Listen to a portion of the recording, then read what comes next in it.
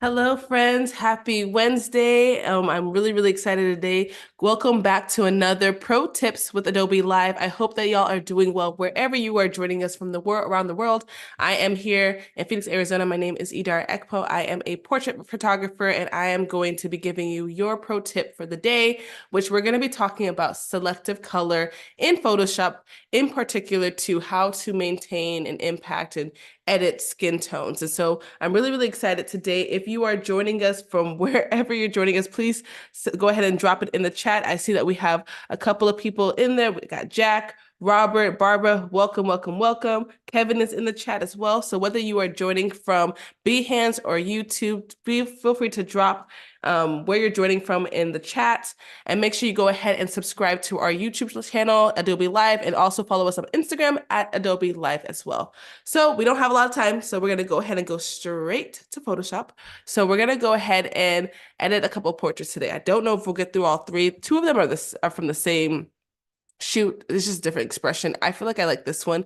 It's giving me beauty ad. It's giving me, Fenty. Rihanna, if you want to call me for your next Fenty shoot, please. I feel like this is giving like a Fenty gloss kind of campaign shoot. So we got these two portraits that will edit two women of different skin tones and complexions. So I really want to show you guys how I focus on editing skin tones in Photoshop and really making sure that I am maintaining the authentic skin tone of my subject. I really want to make sure that when you're editing, you don't want to change your subject to the point where they don't recognize themselves. You want to make sure that you're maintaining their skin tones, their undertones, their complexion, keeping it accurate to what you saw in real life. So we have this photo. It's a completely raw photo. I've not done anything to it. And reason why I didn't want to have any other kind of color grading or other things in this photo to where I felt like you all wouldn't be able to fully be able to see what how selective color is really impacting this image. So as always, I'm going to go ahead and duplicate my layer. I'm on a Mac, so I did Command J, or you can just drag down here to layer and it'll duplicate and copy your background for you. So always do that, as I always say, to do that, just because it's important to make sure that you have, you're not working on the original copy. So create a layer so that way if you make any mistakes, you can just go ahead and delete. You're not editing on the original file of this photo. So I'm going to come down here to my adjustment. Let's see, my adjustment panel, come down to selective color. And you can see right here, this is where it's going to populate for me. Now, the one thing that I really love about selective color that is different from maybe like your HSL sliders in Photoshop, or excuse me, in Lightroom, is that you can really push these colors like no one's business. Like, I think it's really incredible how much flexibility and range you have with selective color, opposed to when you're working with like the HSL sliders. Like, yes, you can work on the hue, saturation, and luminance, but what I really love is that you get to really target specific colors with the selective color adjustment layer, right? So if I open this up, which is sitting here for us, you'll click on this drop-down menu and you'll see that there is a list of colors. So you have your reds, your yellows, your greens, your cyans, blues, magentas, white, neutrals, blacks, etc., etc., etc. So it's really great because you have all of these colors. And then if you could see, right now we're in the reds, you can really increase or decrease the cyans, magenta, yellow, blacks, all within the red. So if you have any reds in your image, when you're dealing with skin tones and complexions, especially when you're editing in Photoshop, the reds and the yellows are going to be what impacts the skin. Doesn't matter the complexion, doesn't matter the race, the background, etc.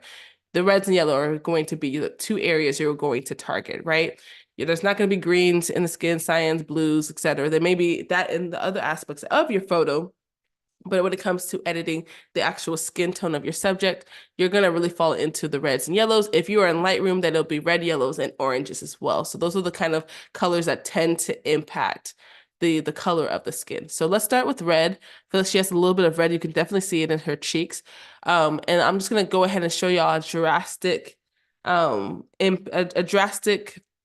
version of how this would impact the photo. And if you guys have any questions throughout the chat, please be sure to drop them in the chat.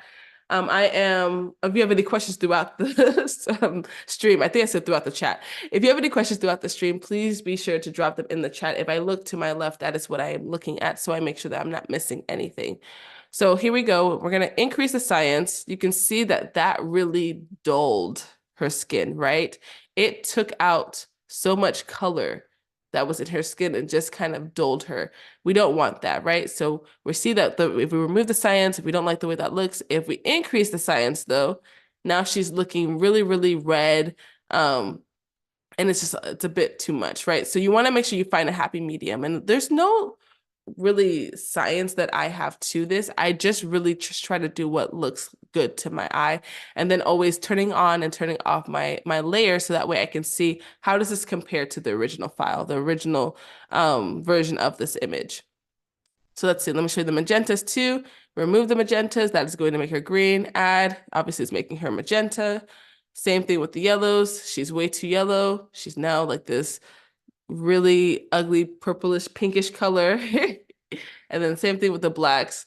A lot of contrast, no contrast. Everything is kind of just white and light. So we don't want that. So you want to find a balance between all these colors. If I go to yellows, sometimes I come here to see if there's any yellows in the skin. Yes, you can see here that as I'm going up and down this slider for the cyans, it is impacting the skin. So I'm going to be in both of these. I'm gonna focus on both the yellows and the orange and the yellows and the reds while I'm editing this portrait, because I feel like they're both going to give me impact and give me hopefully a really nice result. So I'm gonna start with my cyans, and again, there's no science I have to this. I'm just gonna go ahead and like make some slight adjustments. So let's go. Let's add a little bit of cyan. I don't want to really add magenta. There is a lot of yellow. She has like a warmish undertone, so I'm going to add that. I do like to come in and add a little bit of blacks just for contrast. And that's just before and after. It's very, very slight. Let me see if I can zoom in a bit more. That way, ooh, we are all up in her face. I just want to make sure that y'all can see what this is doing to her skin. So before, after, very slight, but it's there. So we're going to go into yellows now because I feel like, again, she has more of a yellow undertone. So I feel like this is where a lot of the impact is going to be on her skin. Let's see. So I'm going to come here. Let's see. Let's remove some cyans. And even as I'm editing like this, I wouldn't always recommend editing like zoomed in like this because it's just too much for my eyes. I like to pull back and see everything. So I really want to make sure that I'm only doing this so y'all can see the before and after, but I may zoom out a little bit because it's kind of hurting my eyes. So I'm going to stay here and then we'll come back so you guys can see the impact on the skin. So let's see. So I'm going to go ahead and that's making her too yellow, which I don't like. Add a little bit of blacks. All right, so let me go ahead and zoom in. Let's go to 60 right here. And before, after. Now you can't see, it's like a slight difference. Trying to check the chat. No questions. Okay, cool. It's like a slight difference, but you can tell that we really brought out that yellow undertone. We added some contrast in there. And so it just looks very, very nice. Now I'm going to go ahead also with this and do some other just overall color toning on this photo so we can just see what it looks like all together compared to the original file. One thing I always do is I create new layers or new adjustment layers, even if I'm going to be going back to selective color. I personally like that because if you have like this for me is skin, right? I can say skin. And I know that this specific adjustment layer, I was focusing on editing just the skin. If I came in here and let's say I went to blacks and I started doing all this and that to the blacks, I just feel like if I needed to go back and change it, I don't like that they're all on one specific layer. Let's see. Do you save your adjustments as a preset in Photoshop? I don't personally. The reason why I don't save them is because everyone is different. So the adjustments, and maybe I'll, if we have time, I'll try to save this and put it on this photo. Everyone is different. So I don't really have like medium tones, light tones, dark tones, and as far as creating separate adjustments or saving the adjustments as presets. I just do this individual to who I am editing. That is a personal preference that I have. However, if you wanted to create different presets in Photoshop, you of course can definitely do that. And I can show y'all how to do that if you don't already know. But the reason why I just don't do that is because I just feel like each individual is different, right? So it'll be difficult for skin tones. If you were, I know in Lightroom though, I will say this, in Lightroom there are adjustment presets that are in there that everyone will have access to. That you can, it is like, I believe it's like a dark skin tone, medium, and then like a light. And there's a list of presets that you already originally get. Like sometimes I will use one of those if it sits well on the skin of my subject. But again, personally, I think it's better to just do this per individual. Lovely, lovely, lovely. Another question: what is a right skin tone? Are there any color bar or any other reference to create a right skin tone? So that is a very, very good question. So for me personally, I go off of I. I don't have a reference. The only reference I have, let me say this. Once you have color toned your image and you have gotten it to where the exposure is correct, like I felt like this image was exposed pretty properly. And I feel like got a real true live version of what this woman looked like when I took this photo. I use the original as my reference, right? So if I am editing this portrait and I am doing, let's go back to my yellows, and I'm doing this and I'm doing this, and I'm like, oh yeah, I love, and then I'm gonna go back to my reds and I'm like, oh yeah, look, let's do this. I am making her very, and I'm like, yeah, I love that because that's the artistic view kind of style I'm going for. Then I go to my, and it could be, I'm not the police, please. I'm not gonna tell y'all what not to do creatively. But now I'm going to the original, I'm like, dang, she doesn't even look like herself. So for me, the reference is always going to be your subject. Now, I would recommend, and the better thing that I would recommend when it comes to understanding skin tones, and she ate 5 tomatoes, LOL. The one thing that I can definitely recommend as far as a reference and understanding skin tones is to do research, right? You need to understand not only skin tones, but also undertones. Now, if anyone does makeup, let's say you go to Sephora and you're looking for a new foundation, there are an arrangement of colors of foundations, but not every color, even if I looked at the color and I put on my skin, it may not match me because of the undertones. You can have a warm undertone, like a yellow, you can have a neutral, you can have a cool undertone. So those are a lot of terms to understand when it regards to skin. And you can really get an understanding of what your undertones are based off of looking at your veins. If your veins pull to, I think it's if you pull more, don't quote me, but if you look up the vein theory when it comes to understanding skin tones, you'll understand that like there are certain subjects that pull more warm, certain subjects that pull more cool, or are more so in a neutral space where they can look good, warm or cool. Like I feel like she pulls warm, whereas I feel like this subject, I feel like she pulls a little bit kind of neutral in my opinion. Now, this is all subject to me and my eye, but I would say try to learn a little bit about um, undertones and skin, not just skin tones, but undertones of your subjects. That's what's going to help you kind of be able to take really nice. Make sure you're maintaining the skin tone of your subject. Seriously, I think getting the right skin tones is one of the hardest part in portrait photography. Absolutely. Like this has been a long lasting journey for me, y'all. When I tell you that I have photos, I am a warm girl. Okay. I love when images are very bright and vibrant and warm, but I had to learn that not everybody looks good yellow. Like if I'm sitting here like, oh yeah, I love the warmth in her skin and I'm doing this and I'm like, yeah, this is really nice and warm, it's a little bit too much. It's harsh. It's pulling a little bit too Oompa Loompa like, you know? And so you really need to be able to um you really want to make sure that you are being mindful of that. Like there is a way to maintain your style. Like I like very vibrant work, but also making sure that you are maintaining the skin tone. I am asking, y'all are in here with the questions. Like I feel like I'm not even demonstrating anything because I'm answering questions. Let's see. Does undertone is it the same as undersaturated? So no. So if an image is undersaturated, like how do I describe it? Let me go to my hue and saturation. Like if I have brought down the saturation, that's just removing like the color entirely. So undertones for me are like, if you look at yourself, like I feel like I have like a warmer, kind of neutral, but more so warmer. Like I have a lot of yellow. I pull yellow. Oh, and the other way to kind of tell what your undertones are is like, what kind of jewelry do you look best in?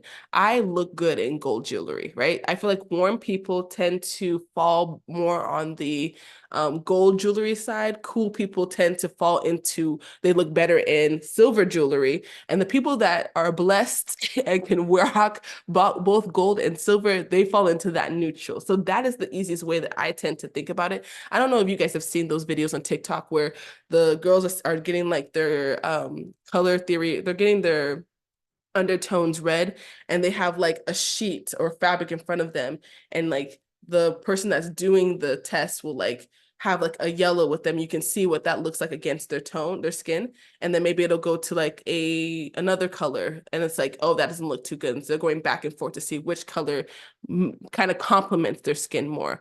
So I like to use the jewelry aspect, because I think those that look good in gold jewelry, like for her, she looks really good in gold jewelry, so she falls in the more so the warm. There's people that look good in both. There's some people that only look good in really silver. So I think those are the color. Yes, the color theory test. Yes, thank you so much. Wow, the chat is bumping. Let me let me come back here. Okay. Another question. Can you adjust the skin tone without photography the model? Robert, can you explain that a little bit further? Can you adjust the skin tone without photography the model? I want to make sure I'm understanding. Oh, yes. Also, don't forget to remove your sunglasses before starting to edit. Yes. Make sure that you can see properly, and that you're not that you're being mindful with that, because I have done that too, where you're just kind of like outside editing. I'd like to edit outside, like just, looking at the view.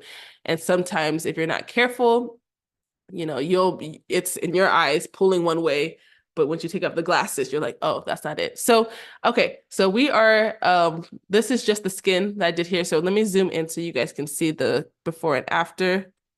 So this is the before, this is the after. So it's still it's like a slight change. I don't want to do, okay, so without the model, will not meet the model. Let's see, what was the original question? Can you adjust the skin tone for without the model? I feel like for me, I don't know, everything is like the model is always going to be my reference. So if I'm going to do any adjustments to that, um, that's how I always am going to refer back to what the model looks like. Now, if you're also talking about can you adjust skin tones without impacting other areas of the model? Yes. So like, for example, this is not a good example, but let's go here. She has this like orange. I wish I had someone that was wearing yellow. She's not wearing yellow, but I think I may be able to pull some yellows out of her clothing. So let's go ahead and go to selective color. Let's start in the yellows and see yeah. Okay, so as you guys can see here, this is a good example of this. I'm gonna zoom in. She is wearing a color clothing that is has aspects of color that are similar to what's in her skin. And when it comes to editing, it's pulling the same thing, right? So if I am going to stay in the yellows, you can see here, as I am pulling back and forth, it's not only impacting her skin, but it is also impacting her clothing. And I may want to, focus on the color of her clothes, and I want to focus on the color of her skin. This is where creating separate layers and doing a bit of masking is going to be your best friend, because you want to make sure that what you're doing is not impacting another area. You have your filtering colors, you have your filtering colors with your glasses or screen. You're always going to have a halter. Yep, doing any kind of color correcting. Of course, you want to make sure that, especially with my glasses, I have like the blue lights. Yeah, the blue light editing, or whatever they put you in your glasses. I have to be mindful of that. Let's see. Oh, they call it the personal color analysis. Yes, thank you so much. I was like, what is that called? When they literally put the sheet in front of you and they're like gold or yellow, silver, like which one do you look better in? So let's see. All right, cool. Let's do this image. So I'm gonna go ahead, and what I'm gonna actually do, let's zoom out a little bit. Today has been beneficial for y'all, because y'all are in this chat. Like, The one thing I love about y'all, I feel like I come here and there's just so much love all the time. Y'all be up in this chat making me feel like, oh my goodness, it'd be popping up in here. I love it. Okay, so I'm gonna go ahead and select my subject. Let's let it do that. Let me come here to this. I want to see if I can just remove. Am I on the minus? Yeah, I am. See if I can remove. Okay, that's fine. Let's go here. Let's see. Her hair is selected, but like that's fine. There's no like her hair is black, so there's no color in her hair. So now if I zoom in, you'll see that because I made a mask. Yes, good pro tips with the gold and silver reference. That is the easiest way to go. Like me personally, I don't look good in no silver. I don't look good in no silver whatsoever. Okay. And I always never understood it, but now I understand. It's just because I tend to pull warmer. So I fall into like more so I look really, really good in gold. So I love gold, but silver, I hate. Hate is a strong word. Let me not say that. But okay, so I made I have went ahead and made a mask of just her skin. So that way I don't think I got her stomach, which is fine. But for the purpose of this, I want you guys to see just as I'm making slight adjustments. Let's see. So I'm gonna go ahead and pull down and we're almost getting to the end of the stream. So if y'all have any questions outside of this, please hit me up. My DMs are always open, email is open. I wanna make sure that I am helping y'all out, but I would just encourage you to do some research, watch some videos, go to YouTube, or you could probably even find, if you not only go to YouTube, but go to like, just look into Behance. You can look on YouTube. I know I've talked about this subject before in past streams. So if you look into my past streams, I probably have had a longer segment than just a 30-minute pro tips where I have talked about skin tones and complexion. So I definitely would encourage y'all to do some digging so that way you can learn a little bit more about this topic because it's important. Because one thing you don't want to do is you are doing a shoot and you send someone back their photos and they look at the photos and they say, who's that? Like, that don't look like me. So you can see like I've just slight, like this is what it was before, after. I really hope that you guys can see this over the stream. Let me see if I can zoom in more to, Finder, I don't need you. Okay, let's go to 80%. Come up to her face. So that's the before, that's the after. Just a little bit of added color. I just felt like it was a little dull, but I wanted to add a little bit of color in there. But again, not pulling too far from what the original looked like. Now, if I wanted to zoom back out, and let's say now I wanted to do let's make another layer or another selection. Let's say I just wanted to edit her outfit. So I'm going to come in here and remove all of this. See if I could just get her outfit. This is the easiest way to make selections for me, y'all, because y'all that can have the patience to really sit there and just take the pencil tool and just be selected. Whew, more power to you because it can never be me. I'd be so lazy with that aspect. Okay, her stomach is there, but it's okay. This is just for demonstration purposes. So I'm gonna make another layer, bring this to the top, and then now you can see that I can impact and edit her clothing without having an impact on her skin. Now, of course, don't pay attention to the stomach because I did not remove that from my selection, but that is what I want to make sure that y'all also understand, that you can make the separate, you can separate between colors by being able to make these selections, because sometimes you're going to be editing a subject who she may be pulling yellow, or you're editing her skin and she's wearing yellow, orange, or red, and that is always going to conflict. So you want to make sure you create separate layers for that, so you're not just doing everything on one specific layer.